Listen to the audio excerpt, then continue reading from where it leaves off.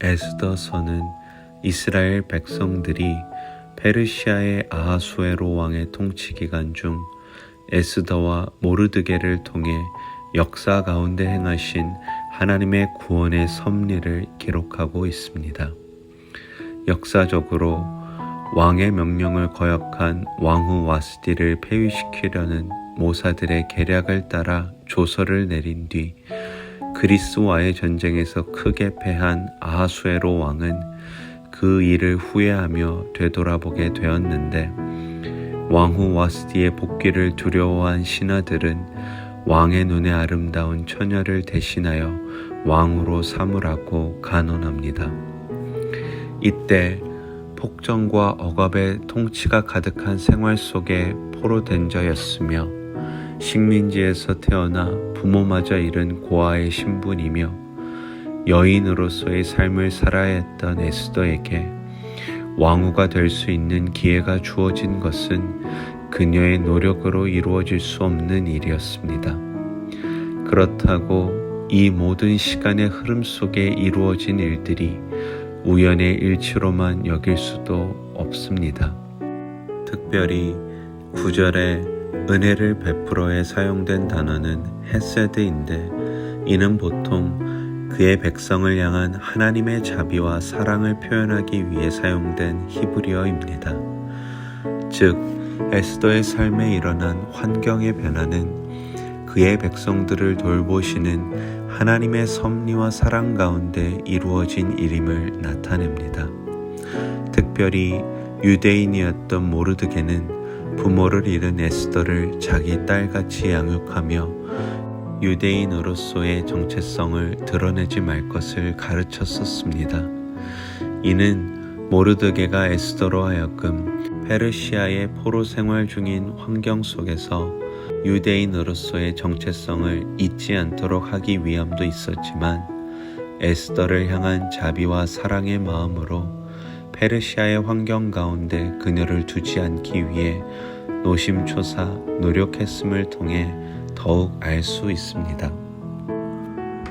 여전히 흐르고 있는 역사의 시간 속에서 지금의 크리스천들의 삶 또한 우리의 개인적인 힘과 노력으로 극복할 수 없는, 이겨낼 수 없는, 바꿀 수 없는 현실의 문제들과 부딪힐 때가 있습니다. 많은 크리스천들도 코로나로 인한 사회의 전반적인 변화로 인해 고충을 겪고 있고, 개인적인 삶의 형편 속에서 일어나는 일들 속에서 믿음의 무기력증에 빠져 믿음의 여정 위에서 주저앉고 포기하고 싶어질 때도 많을 것입니다. 하지만 크리스천으로서 우리가 기억해야 할 사실은, 하나님께서 그의 백성된 자들을, 그분의 자녀된 자들을 여전히 그분의 자비하심과 사랑으로 돌보고 계시다는 사실입니다.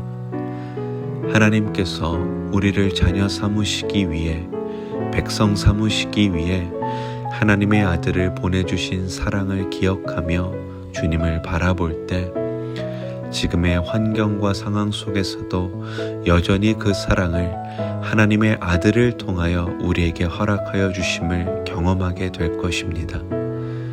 왜냐하면 현재 진행형인 하나님의 사랑과 예수님을 통한 은혜가 없이는 매일의 삶 속에서 우리 스스로의 노력으로 크리스천으로서의 정체성을 지켜갈 수 없기 때문입니다.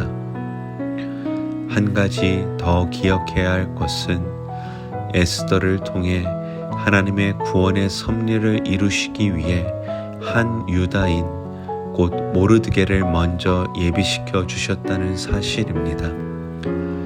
우리의 크리스천된 삶 속에서도 그러한 은혜의 통로가 된 모르드게가 없었더라면 현실의 상황과 문제 속에서 크리스천된 정체성을 지켜가는 것은 참 어려운 일일 것입니다.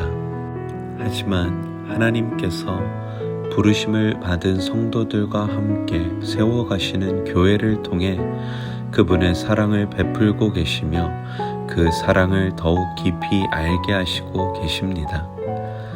모든 것이 합력하여 선을 이루게 하시는 하나님의 섭리와 하나님의 사랑에 감사하며 한 유다인 된 참된 크리스천의 삶을 살아냅시다.